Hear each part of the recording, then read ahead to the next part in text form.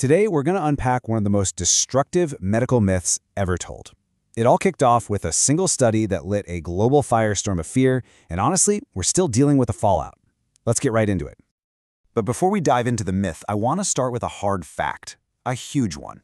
154 million. That's not just a random number, that's how many lives vaccines are estimated to have saved in the last 50 years alone. Just let that sink in for a second.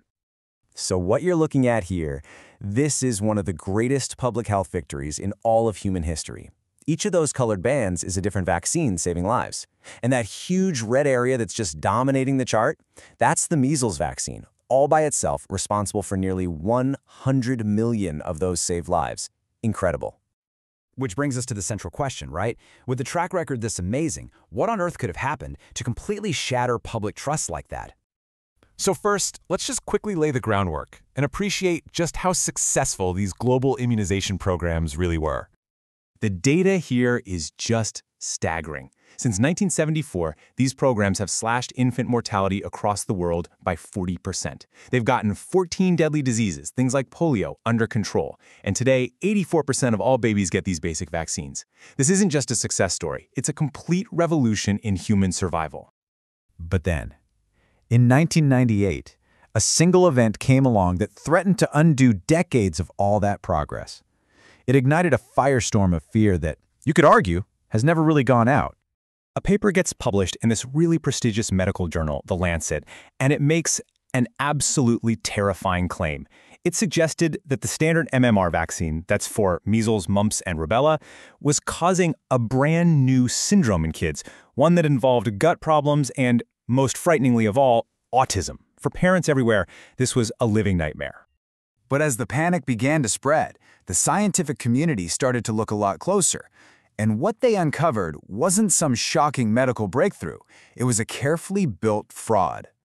And right here, the problem just jumps off the page. On the left, you've got Wakefield's study. Just 12 kids, no control group, which is, Science 101 for comparing results. And it was all based on what parents remembered happening. Now look at the right. That's what real science looks like. Studies with more than 1 million children, proper controls, and objective data. The difference in quality isn't just big, it's a canyon. As investigators dug deeper, they realized this wasn't just a case of bad science. It was a deliberate fraud, and it was built on 3 pillars of pure deceit. First, there was a massive conflict of interest. The lead author, Andrew Wakefield, was being paid a lot of money by lawyers who were trying to sue vaccine makers. We're talking over £400,000. That's a huge financial motive that he conveniently forgot to tell the journal or anyone else about. But it gets so much worse. And this is the most critical part. The data was completely faked. Investigators found that Wakefield had literally altered the medical histories of the children in the study. He changed the timelines to manufacture a link to make it look like autism symptoms suddenly appeared right after the MMR shot, when in reality, for some of these kids, developmental concerns had been raised long before. Now, science does have a built-in self-correction mechanism, but man, it can be a slow process. Over the next decade, one huge study after another found zero link between the MMR vaccine and autism. Finally, in 2010, once the full scale of the fraud was exposed, The Lancet took the extremely rare step of fully retracting the paper, and Wakefield was stripped of his medical license. But the damage was already done. You can't unring that bell. Even after being so thoroughly and publicly debunked, the seed of fear that was planted by that one fake study just continued to grow. And this chart shows the devastating real-world cost in the UK. After 1998, as that trust evaporated, you can see vaccination rates, that first bar, they just cratered. And the direct result, the second bar, shows measles cases, a disease we had almost beaten, came roaring back. It's a grim, perfect inverse relationship, showing the cost of preventable suffering. And this legacy of mistrust didn't just go away. The Wakefield scandal basically created a playbook for spreading fear. And that playbook was dusted off and put to use again during the COVID-19 pandemic.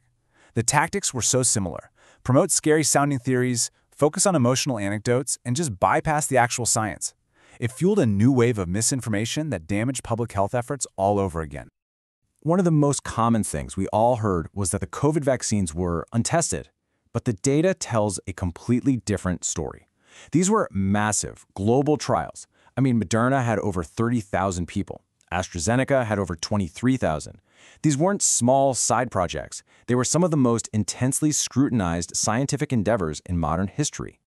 This whole story forces us to zoom out and ask a much bigger question, really about our role in society and what public health is all about. At the heart of this whole debate is this idea of a social contract. It's this ethical idea that says getting vaccinated isn't just a personal health choice. It's also a collective responsibility we have to protect the people who can't get vaccinated, like newborns or people with compromised immune systems. And what's so fascinating is how different cultures see this contract. In many European countries, the conversation is really focused on solidarity and collective responsibility. It's seen as an act of civic duty. But in the United States, the debate is often framed very differently, centered on individual liberty and personal choice, which reflects this deep-seated cultural value of autonomy. And so the story of this one fraudulent study leaves us with this fundamental tension that we still haven't really figured out. It forces all of us to ask a really tough question. Where do we draw the line between our personal freedoms and our undeniable shared responsibility for the health and safety of everyone around us?